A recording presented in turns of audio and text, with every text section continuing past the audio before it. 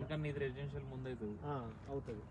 కాకపోతే ఏంటంటే మనం ఇక్కడ ఉన్నాం కదా అని ఇంకొక పాయింట్ ఆలోచించండి. నిమ్స్ 4.5 కిలోమీటర్స్ ఇంకా బెస్ట్ కదా. కాబట్టి ఇక్కడ నుంచి వెహికల్ మీద పోయి పనిచేస్తున్నట్లే వాళ్ళకి ఏదైనా సజెషన్ చాలా మంది దగ్గర ఉండాలని. ఇంకొకటి ఎయిర్పోర్ట్ కూడా దగ్గర. ఎయిర్పోర్ట్ దగ్గర నువ్వు ఎయిర్పోర్ట్ డొమెస్టిక్ ఇక్కడ ఇప్పుడు డొమెస్టిక్ రేపు వద్దురా కాదా. ఈ నిమ్స్ కంపెనీ మ్యానుఫ్యాక్చరింగ్ స్టార్ట్ అయిందంటే ఆటోమేటిక్గా పెద్ద పెంచుతూనే ఉంటారు. నీకు రేపు రీసేల్ చేసుకోవచ్చు కదా, ఇన్వెస్ట్మెంట్ చేసుకొని రీసేల్ చేసేసుకో.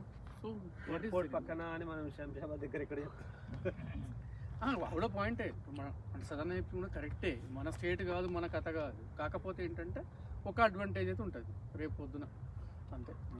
వ్యాలిడ్ పాయింటే. నువ్వే ఉంటావు నా సజెషన్ క్యాపిటల్ అంతే. అంటే మన ఆలోచన ఎప్పుడు మన సైడే అనుకుంటాం, మీరు కామన్ అది. Reselling purpose best. ఇక్కడ జైరాబాద్ బిదారు ఈ మిడిల్ పెట్టిన నుంచి అట్లే అనిపిస్తుంది. కాకపోతే ఏంటంటే అందులో ఫెసిలిటీస్ డిఫరెంట్. ఏముంది ఒక 2 years తర్వాత సేల్ చేసుకొని మళ్ళీ ఇక్కడ పెట్టుకోవచ్చు. రీసేలింగ్ బాగా వస్తుంది. నీకు ఇది కూడా బాగా వస్తుంది రీసేల్.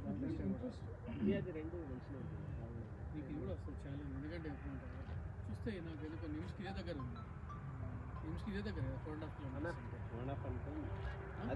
అది ఫస్ట్ అది తీసుకోవాలి, అది మళ్ళీ రీసెంట్ తీసి ఇక్కడ ఎక్కువ ల్యాండ్ ఎక్కువ. ఇవన్నీ సర్ప్లస్ మనీ ఉన్న వాళ్ళకి ఆలోచనలు.